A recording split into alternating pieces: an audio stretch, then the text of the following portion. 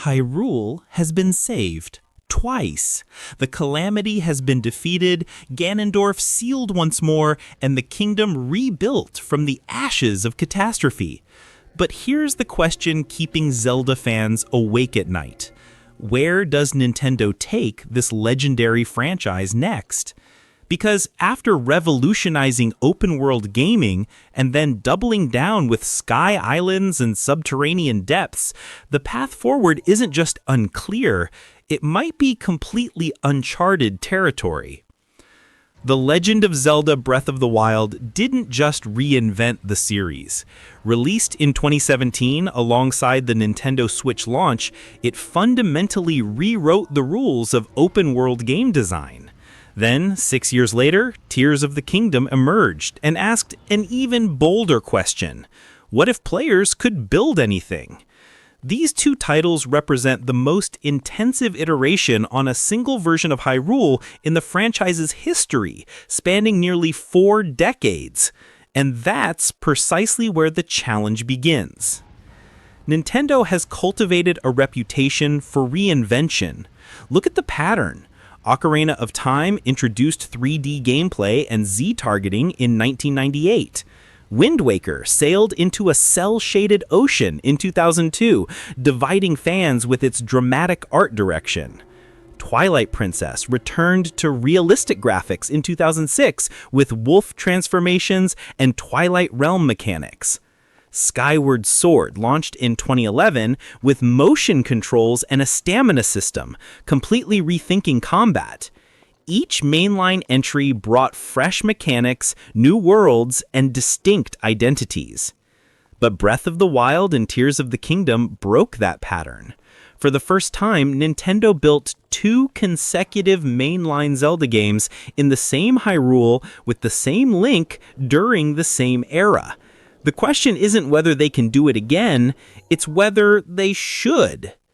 Consider the scope of environmental transformation between these 2 games. Breath of the Wild presented a kingdom recovering from a century-long calamity. Players climbed through ruins, discovered Sheikah technology buried beneath ancient shrines, and witnessed nature reclaiming civilization. The game's 2017 release established a Hyrule that felt alive, precisely because of its scars. The Temple of Time crumbled in the Lost Woods. Hyrule Castle festered with malice. Every corner told stories of loss and resilience. Tears of the Kingdom, released in May 2023, took that foundation and shattered it again. The upheaval tore sky islands from their ancient moorings and opened chasms into the depths below. The game transformed approximately 40% of the surface map with new caves, settlements, and geographical changes. Add the entirely new sky islands and the vast depths, a mirror of the surface world shrouded in darkness, the total playable space expanded dramatically. Nintendo achieved something remarkable, making a familiar world feel fresh through vertical expansion and underground exploration. But here's the uncomfortable reality. There's only so much transformation a single kingdom can endure before the concept stretches credibility. How many world-altering cataclysms can Hyrule survive in one era without the narrative feeling repetitive? The Great Calamity devastated the kingdom a century before Breath of the Wild. The upheaval reshaped it again just years later. Another massive catastrophe would strain believability, reducing Hyrule to a punching bag for cosmic-level threats, rather than a living, breathing kingdom with agency and history. This brings up what could be called cataclysm fatigue. Zelda games have always featured world-threatening dangers that's fundamental to the formula established in 1986 with the original Legend of Zelda. But traditionally, each game presented a distinct threat in a distinct era. Ocarina of Time's Ganondorf seized power during a specific window of political vulnerability. Wind Waker sailed into a cel-shaded ocean. Twilight Princess saw the Twilight Realm invading Hyrule. These threats felt unique and earned within their contexts. When multiple apocalyptic events occur in rapid succession within the same timeline and kingdom, the impact diminishes. The stakes become normalized. If Hyrule can recover from the calamity and the upheaval within a generation, what makes the next crisis truly threatening? The emotional weight of destruction requires breathing room, both narratively and spatially. Nintendo's historical approach to Zelda supports this concern. Major console generations typically introduce new iterations of Hyrule. The transition from Nintendo 64 to GameCube brought Wind Waker's Great Sea. The Wii introduced Skyward Sword's Skyloft and the surface world below. Even handheld titles like Oracle of Seasons and Oracle of Ages explored entirely different lands, Holodrum and Lebrun. The franchise thrives on geographic diversity. The character arcs within this era of Hyrule present similar constraints. Link's journey from amnesic warrior to savior in Breath of the Wild offered a compelling narrative hook. He awakened with no memories, gradually piecing together his past while forging a new future. The game's memory sequences, found through photography locations across Hyrule, created an emotional through line as players discovered Link's relationships with Zelda, the champions, and the kingdom itself. Tears of the Kingdom continued Link's development, transforming him from warrior to engineer. The Ultra Hand ability fundamentally changed player agency, allowing the construction of vehicles, bridges, and complex contraptions. Link evolved from someone who reacts to the world into someone who reshapes it. Thematically, this represents significant growth, from destroyer of enemies to creator of solutions. But where does this Link grow from here? He's saved Hyrule twice, mastered both combat and construction, recovered his memories, and fulfilled his destiny as the kingdom's protector. Within the context of this specific era and incarnation, the personal journey feels complete. Introducing new internal conflicts for the same Link risks feeling forced or repetitive. The hero's journey has concluded. Zelda's arc presents parallel challenges. In Breath of the Wild, she struggled with her role, spending years trying to awaken her sealing power while watching her kingdom fall. Her character embodied guilt, determination, and eventual triumph when she contained Calamity Ganon for a century. The game portrayed her through memory, a distant figure whose sacrifice enabled Link's eventual victory. Tears of the Kingdom elevated Zelda's role significantly. Players witnessed her scholarly pursuits, her investigation into Hyrule's past, and ultimately her sacrifice when she transformed into the Light Dragon to preserve the Master Sword through millennia. Her agency increased, and her importance to the narrative expanded beyond damsel or seal keeper. She became an active co-protagonist in the story's resolution. She's explored her powers, confronted her inadequacies, saved the kingdom through impossible sacrifice, and been restored to lead Hyrule's future. What unexplored aspects of her character remain within this continuity? The challenge becomes creating meaningful struggles without retreading covered ground. New leadership challenges in peacetime lack the dramatic stakes of cataclysmic events.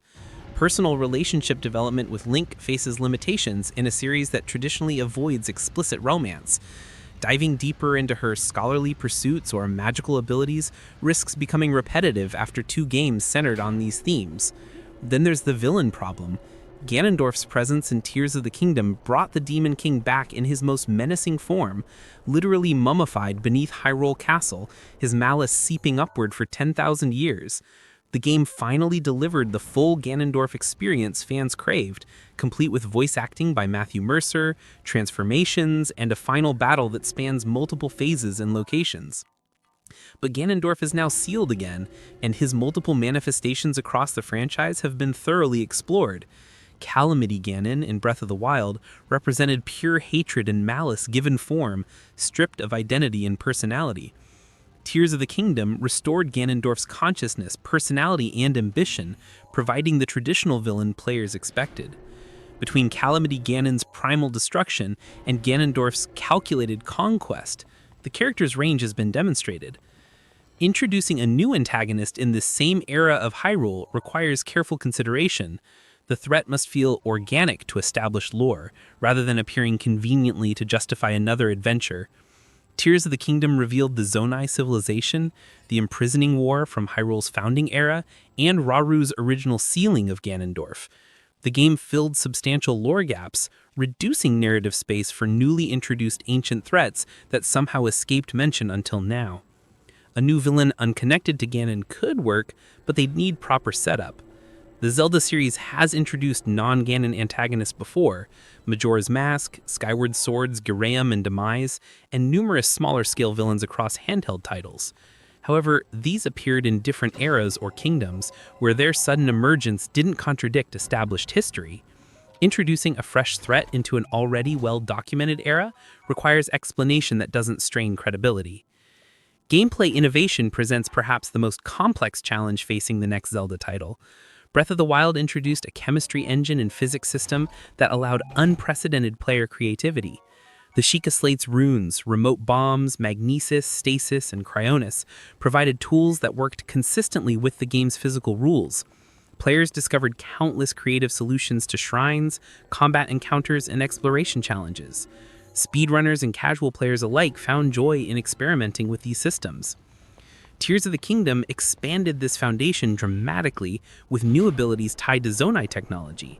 Ultra Hand allowed players to attach objects, creating vehicles, weapons, and structures limited only by imagination and available materials. Fuse transformed weapon durability from controversial mechanic into creative opportunity, encouraging experimentation with material combinations.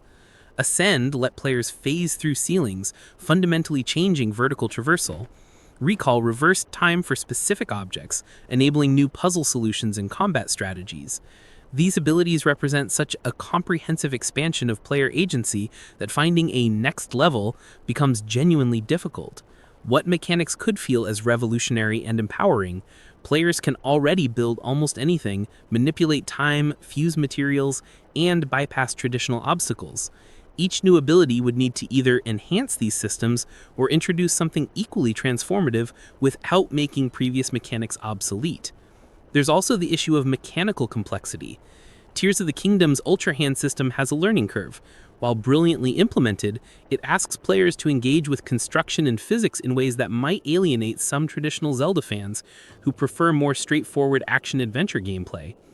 Nintendo carefully balanced accessibility and depth, but adding more complex systems risks overwhelming players or diluting the core experience. The open-world formula itself faces diminishing returns within the same geographical space. Breath of the Wild succeeded partly through the freshness of exploration. Players didn't know what waited beyond each hill, what secrets hid in forest groves, or which mountains concealed shrines. That sense of discovery defined the experience. Tears of the Kingdom recaptured some magic through vertical expansion, but the surface map remained largely familiar. Players already knew where major landmarks stood, which regions contained which resources, and how biomes transitioned. A hypothetical third game in this Hyrule would struggle with familiarity regardless of new additions.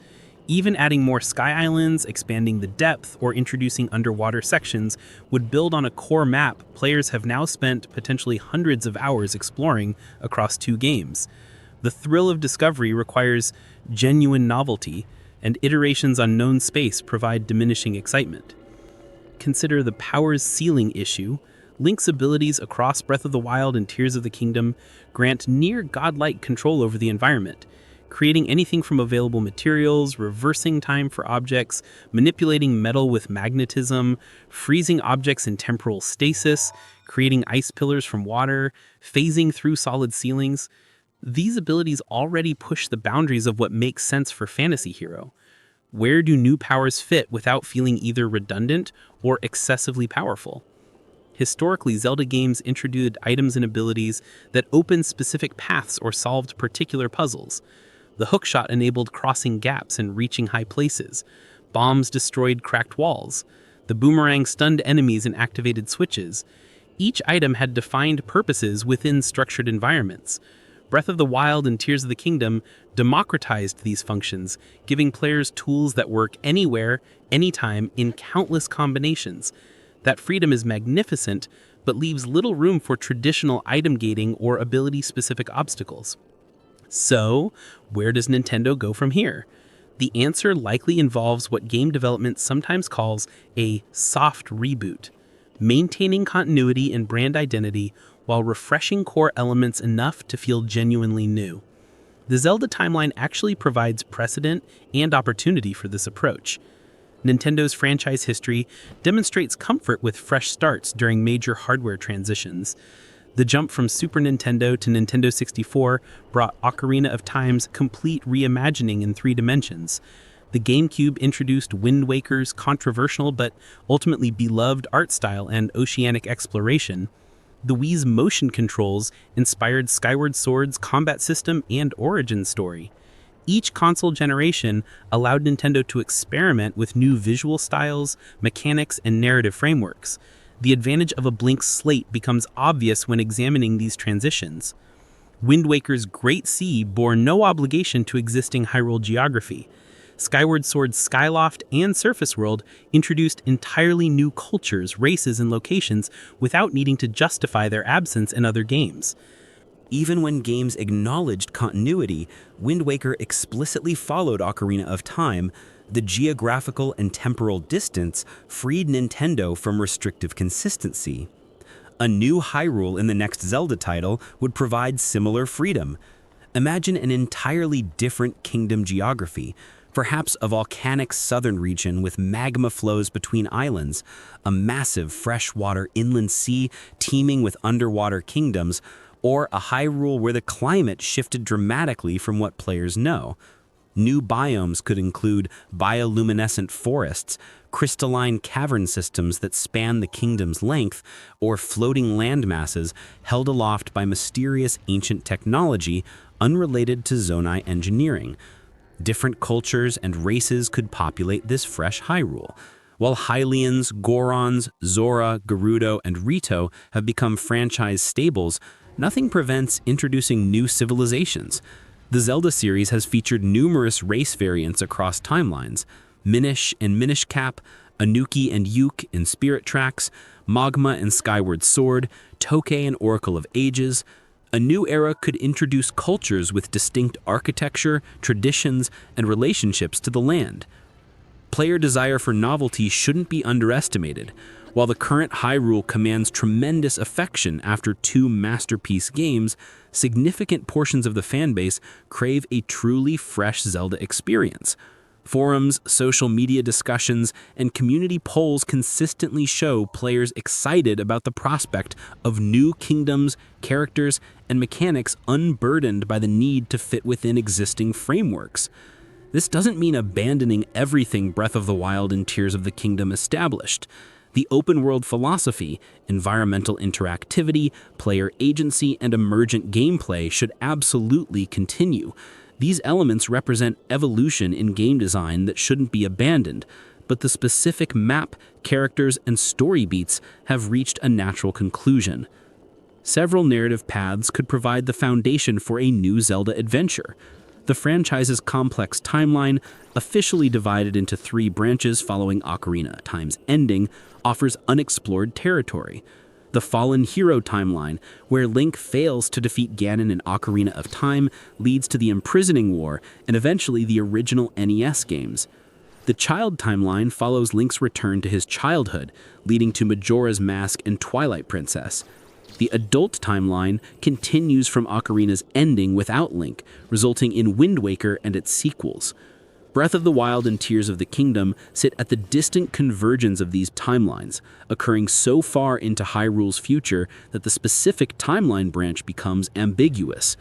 Nintendo intentionally kept this vague, allowing references to multiple timelines without concrete placement. This decision provides both flexibility and limitation.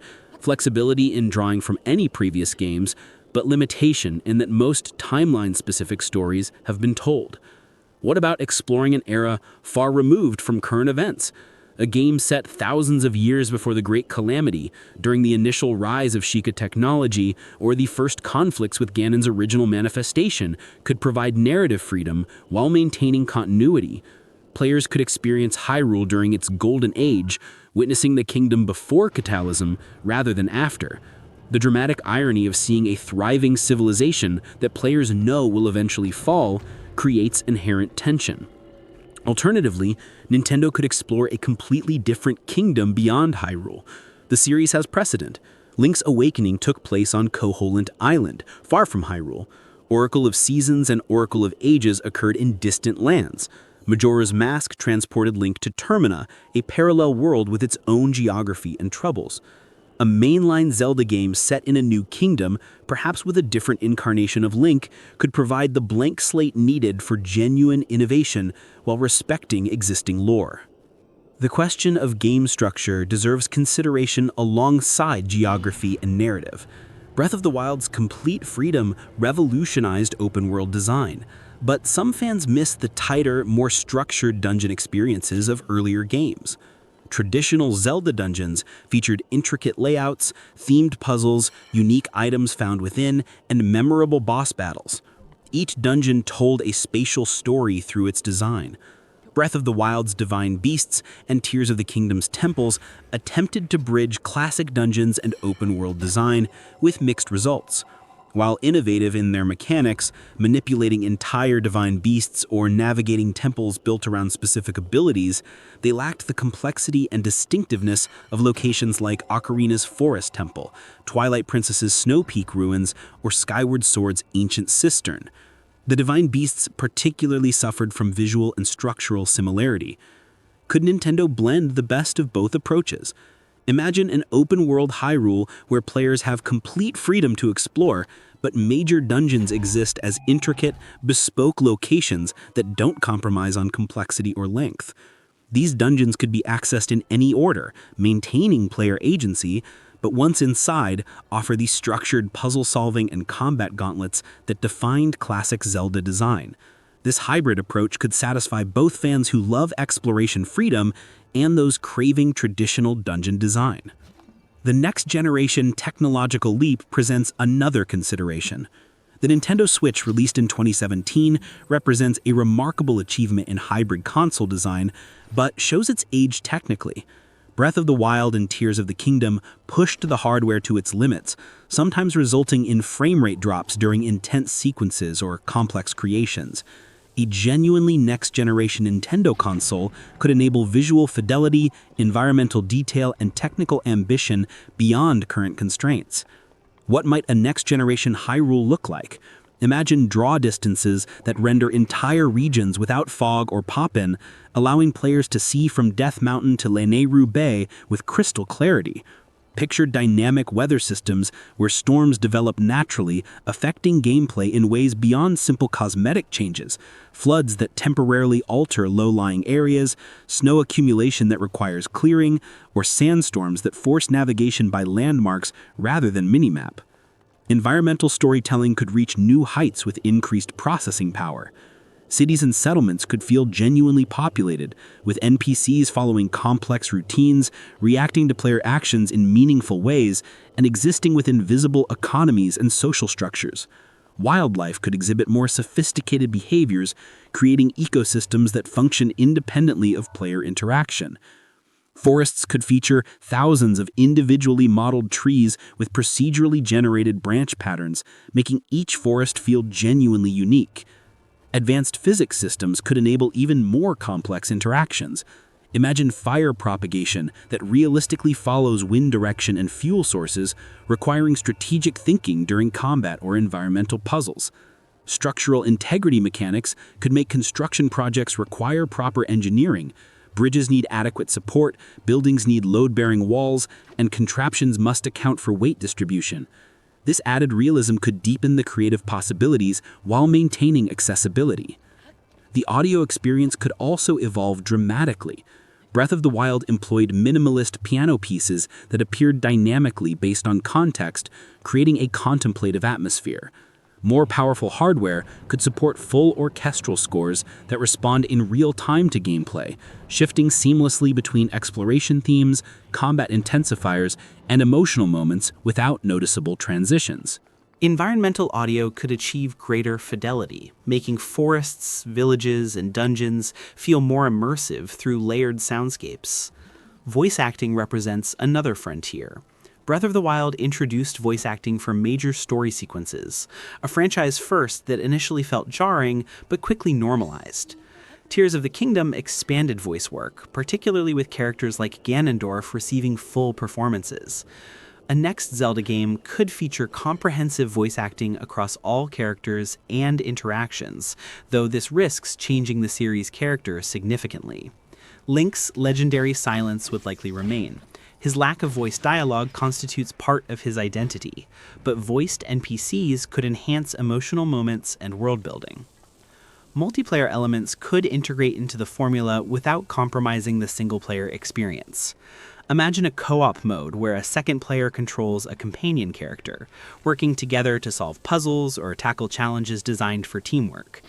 This could remain entirely optional, with all content accessible solo, but provide an avenue for shared experiences. The Legend of Zelda Four Swords and Triforce Heroes experimented with multiplayer, though neither represented mainline entries. A thoughtfully implemented cooperative option in a full 3D adventure could expand the franchise's appeal. Online features could enhance single-player experiences without requiring direct multiplayer. Asynchronous elements like those in Dark Souls, where players leave messages, see ghost echoes of others' deaths, or find bloodstains showing how others fell, could translate to Zelda. Imagine discovering hints left by other players about hidden secrets, seeing phantom traces of creative contraptions others built, or receiving help through indirect means that preserve the solo experience. User-generated content presents both opportunity and risk. A robust creation system allowing players to design and share shrines, puzzles, or challenge courses could provide endless content while fostering community creativity.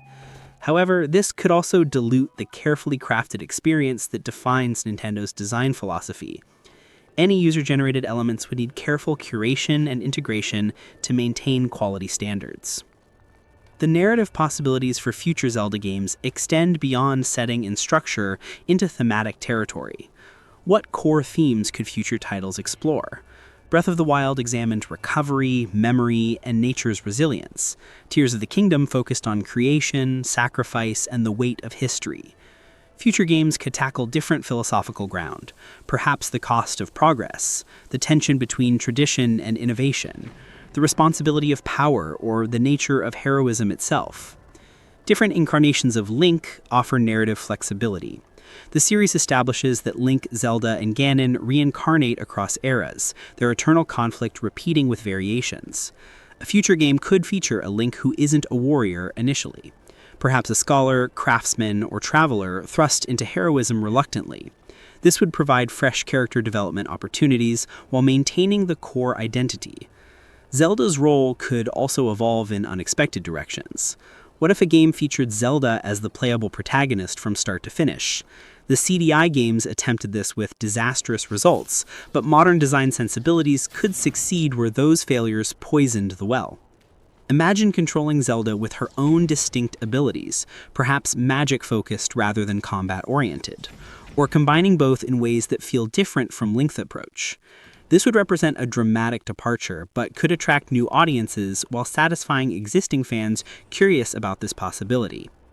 The villain roster could expand beyond Ganon's eternal recurrence.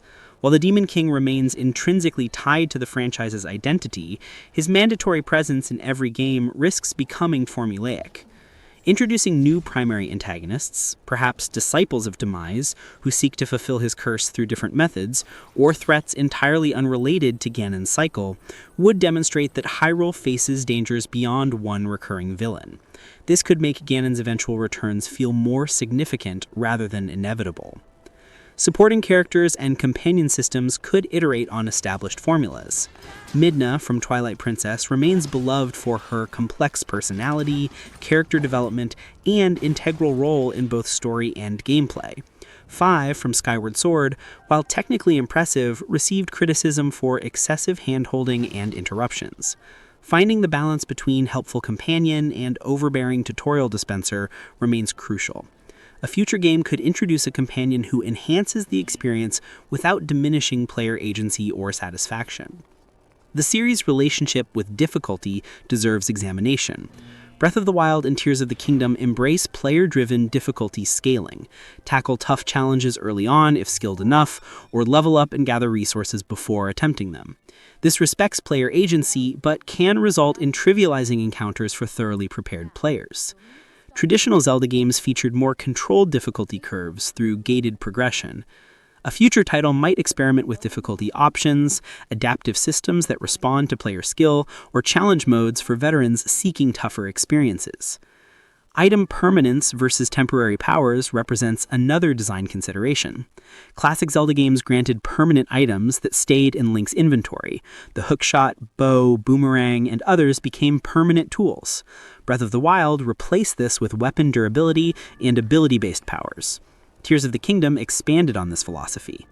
Future games could return to permanent item acquisition, creating a middle ground where key tools remain while consumables still matter, or continue the consumable-focused approach with new variations. Economic systems in Zelda games typically remain simple, rupees by items, equipment, and services. Breath of the Wild introduced material gathering and cooking, creating a more complex economy around resources. Tears of the Kingdom expanded this with cave-specific resources, zonai devices, and construction materials. Future games could deepen economic systems further, perhaps introducing crafting skill progression, trading economies between settlements, or resource management that impacts world states. Time manipulation mechanics beyond recall could provide gameplay innovation. Majora's Mask's 3-day cycle created urgency and consequences. Skyward Sword played with time in specific dungeons. Oracle of Ages featured past and present versions of the same world. A future Zelda could explore time mechanics more comprehensively, perhaps allowing players to shift between eras of the same location, witnessing cause and effect, or solving puzzles by manipulating historical events. This could differentiate itself from existing systems while enabling unique storytelling. Cultural representation and diversity in character design offer opportunities for growth. The series features various races with distinct cultural identities: Gerudo Society's female-only culture, Goron Brotherhood, Zora royalty, Rito villages. Future games could explore these cultures more deeply, showing internal diversity, political systems, religious beliefs, and artistic traditions. New races could draw inspiration from underrepresented mythologies and folklore, enriching Hyrule's tapestry. Environmental themes could take center stage in future narratives. Breath of the Wild implicitly addressed nature's resilience and humanity's relationship with technology through its post-apocalyptic setting. A future game could tackle environmental challenges more directly, perhaps showing Hyrule facing climate change, resource depletion, or ecological disasters that require cooperation between kingdoms rather than defeating a single villain. This could provide contemporary relevance while maintaining fantasy adventure elements. The Master Sword's role in future games remains significant. As Link's legendary blade forged by the goddess Hylia, it appears across timelines and eras. However, its implementation varies, sometimes found early, sometimes late, sometimes central to gameplay, sometimes primarily narrative. Future titles could reimagine the Master Sword's acquisition or abilities, perhaps requiring a quest to reforge it, or introducing variations like a Master Bow, Master Shield, or other legendary equipment with equivalent significance. Dungeons could evolve beyond traditional 5 to 8 themed temples. What if a game featured dozens of smaller dungeons, elaborate mini-dungeons, more complex than shrines, but shorter than full temples? Or a single massive dungeon that constitutes the game's central location, with an open world surrounding it that must be explored to gain access to different sections. Skyward Sword experimented with this through its surface regions, which functioned almost as outdoor dungeons. Pushing this concept further could create memorable experiences. Transportation mechanics offer room for innovation. Breath of the Wild introduced climbing, paragliding, and shield surfing as core movement options. Tears of the Kingdom added vehicle construction. What's next? Underwater exploration could return with greater depth than previous games. Flight mechanics beyond simple gliding could enable aerial exploration. Teleportation networks beyond simple fast travel points could create strategic movement options. Each transportation method should feel distinct and open new exploration possibilities. Boss design could grow more ambitious with increased hardware capabilities. Imagine battles against truly colossal enemies, not just large creatures, but beings that dwarf even the tallest towers, requiring phases fought across different elevations, strategies that exploit environmental features, and weak points that must be exposed through creative thinking rather than pattern recognition. Shadow of the Colossus demonstrated this approach magnificently. Zelda could adapt these concepts to its own identity. Side content and optional challenges deserve consideration as core features rather than afterthoughts. Breath of the Wild's shrine quests, Korok seeds, and side quests provided substantial optional content. Tears of the Kingdom added cave exploration, well investigations, and Addison signposts. Future games could develop side content that rivals main quests in complexity and reward, creating reasons to explore beyond simple completion metrics. Photo mode functionality could enhance player expression. Both recent Zelda games featured camera runes allowing screenshots, but dedicated photo modes with filters, poses, and effects could enable players to capture memorable moments more creatively. This social media-friendly feature encourages sharing, providing free marketing while letting players express themselves. Accessibility options represent crucial consideration for modern game design. Breath of the Wild and Tears of the Kingdom included some accessibility features, but could expand significantly. Customizable control schemes, colorblind modes, audio descriptions, adjustable text sizes, and gameplay modifications for players with different abilities would make future titles more inclusive without compromising design vision. The soundtrack's evolution will shape the experience regardless of other changes. Koji Kondo's original Legend of Zelda theme remains iconic nearly 40 decades later. Recent games employed dynamic, minimalist scores that enhanced immersion without overwhelming exploration. Future titles might experiment with different musical approaches, perhaps regional musical themes that blend as players travel, adaptive combat music that intensifies based on performance, or licensed instrumental pieces that complement original compositions. Release strategy and post-launch support could evolve. Breath of the Wild received 2 DLC packs adding challenges, equipment, and story content. Tears of the Kingdom launched without announced DLC plans. Future games might embrace live service light approaches, not predatory monetization, but regular free updates adding content, seasonal events, or community challenges. This could maintain player engagement between major releases without compromising the complete experience at launch. The competitive scene and speedrunning community have grown substantially around recent Zelda games.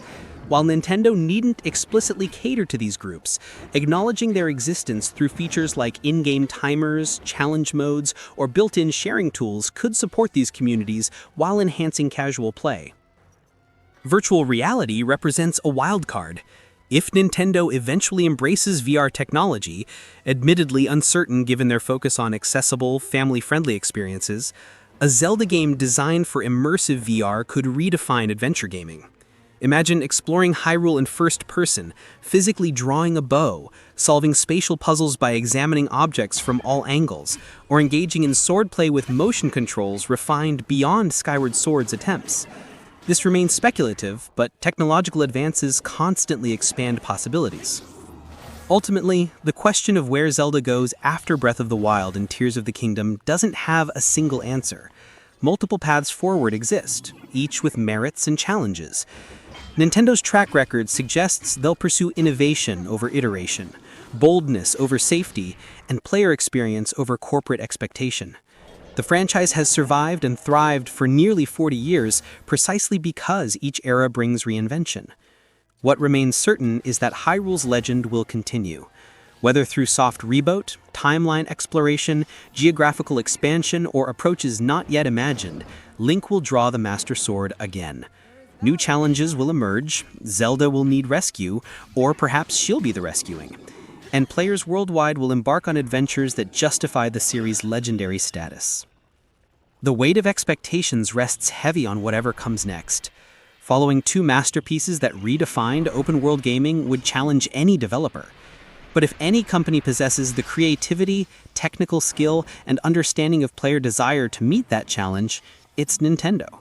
They've reinvented Zelda before, from 2D to 3D, from traditional to open world, from motion controls to building mechanics. They'll reinvent it again. The future of Zelda isn't just about what's next for Link and Hyrule. It's about what's next for adventure gaming, environmental storytelling, player agency, and the boundless creativity that happens when developers trust players to forge their own legends. Breath of the Wild proved that taking risks pays off. Tears of the Kingdom demonstrated that iteration equals revolution. Whatever comes next will need to honor that legacy while carving its own path. The Triforce of courage, wisdom, and power will shine again. New heroes will answer Destiny's call. And somewhere, in the distance, perhaps beyond Hyrule's borders or buried in its forgotten past, the next legendary adventure awaits. The only question is whether players are ready to discover what happens when Nintendo asks not just what if, but why not.